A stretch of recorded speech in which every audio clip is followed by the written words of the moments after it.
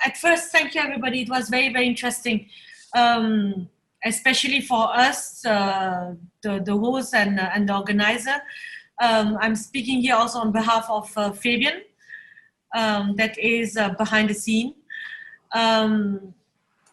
We have what I conclude to today is that we are moving towards VR. Like Anna said, in very short time, everybody will be using virtual reality, and it's here to stay, and not just a gadget that you play with, and the next wave it's going to be gone.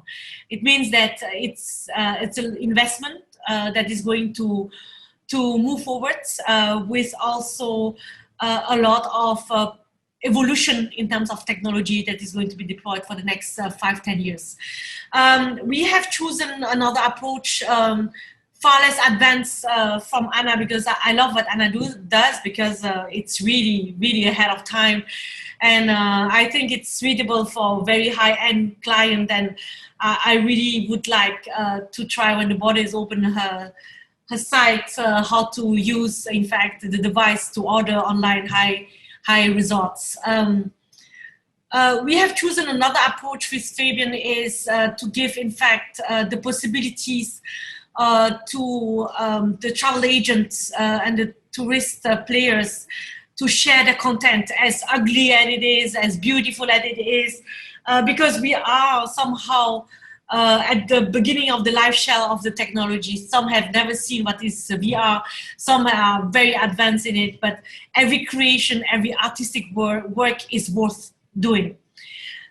So we created a platform that is going to launch on the 2nd of October. Fabian, are we there yet? 2nd of November, right, Fabian? I don't know if he's awake. It's correct. Yeah. It's correct, right? So the 2nd of November, the time to collect every virtual reality. So what we are doing, in fact, is that during the pandemic, Fabian and I thought that it was interesting to give a free, on the bracket, ability for the viewer to see what is virtual reality destination and experience it.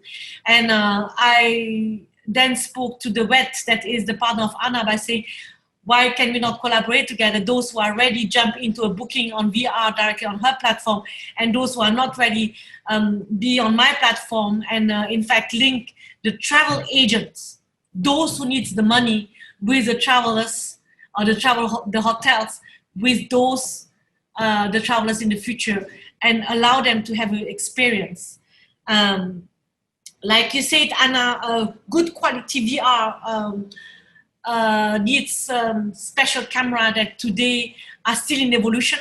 There are still National Geographic. I think we know the same person that is creating his own camera in order to suit the demand of what he's shooting.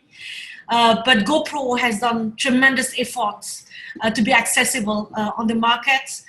Even Theta from Panasonic. I know that Janet was playing with it a few times. So it can, just from basic to become very, very accurate at this space. So what we do in our platform is very simple.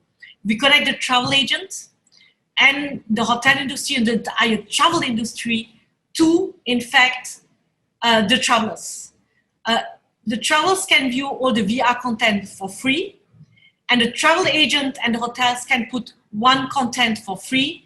And if they are ready, and if they are willing to go one step forward, and they think that it's time to go one step forward, please go and check Anna, because she is doing the way forward and the cutting edge. And I think I'm the bridge between the market and yourself, right, Anna?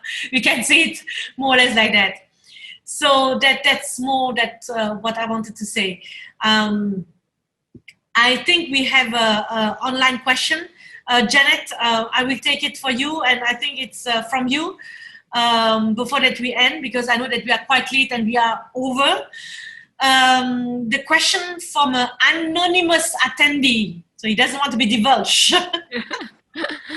Yeah. Well-curated vlogging videos by local tour guides.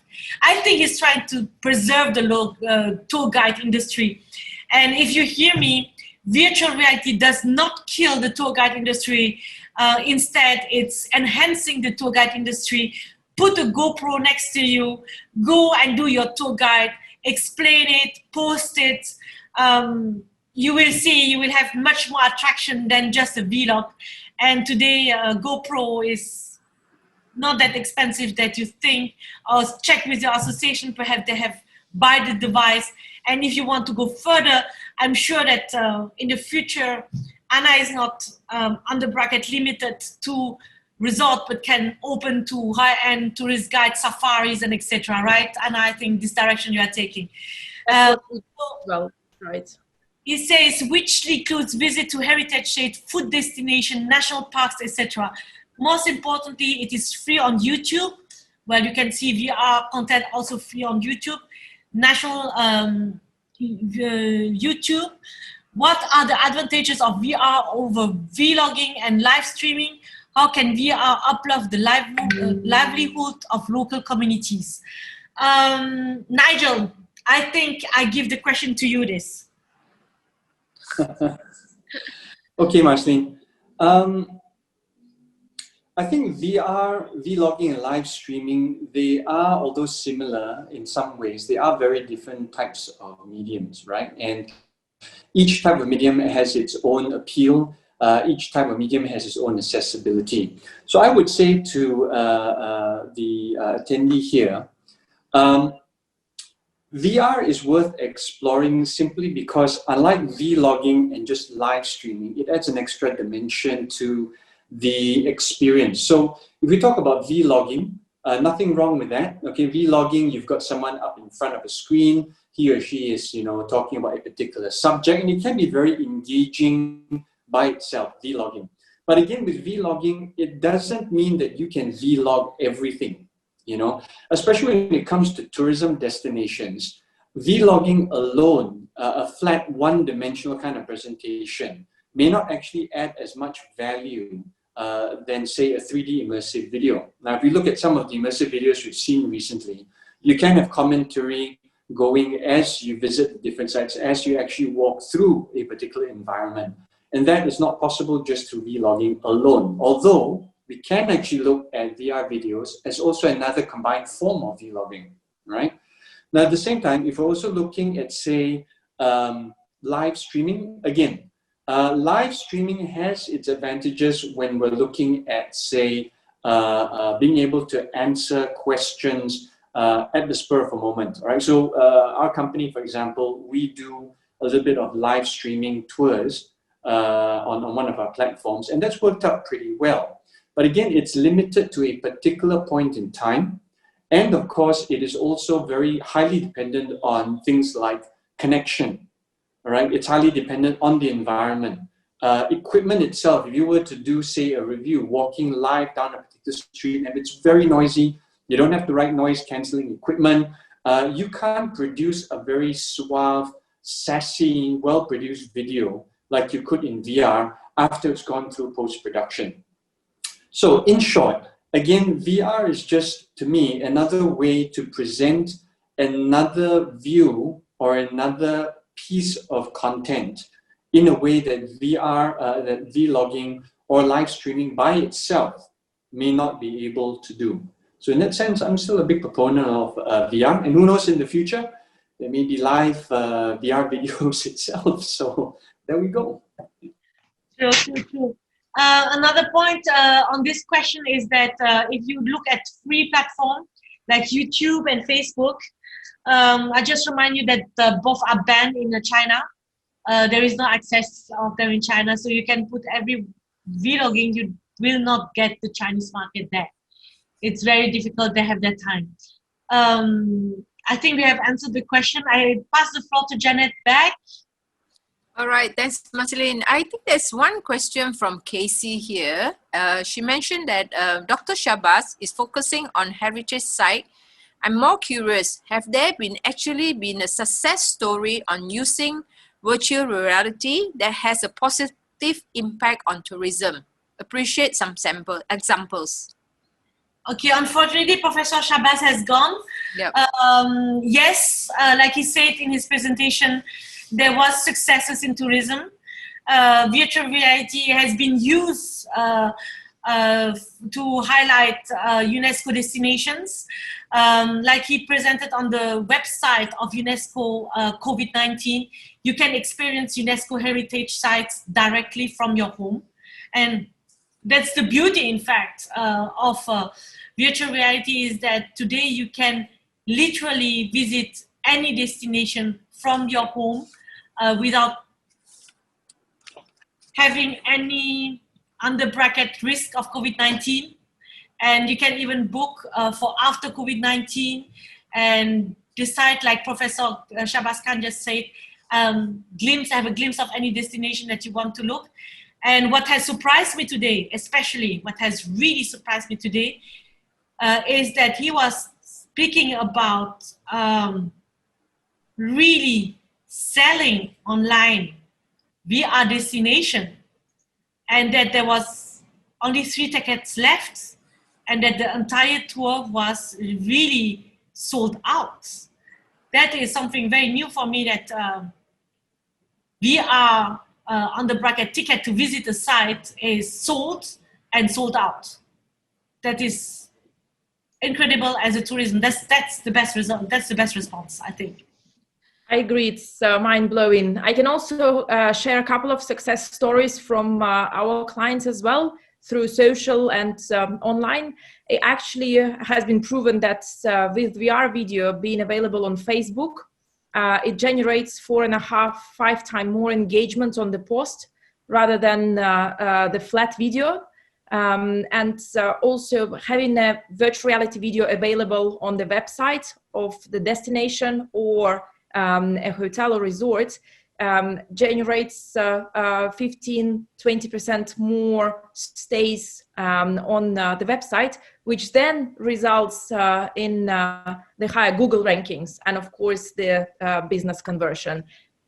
Yeah, and Anna, you saw it also with GW Marriott and a few big hotels, Hiltons over the world. They have seen a huge increase in the hotel industry through virtual reality videos that was reaching close to plus 165% more bookings, and that's impressive. That's impressive. That's right. That's right. So we are too far from the 5 o'clock that we. Yeah, we have exited 5 o'clock, but there's one last question. Would we want to answer that? One last one, okay? Just give it a last one.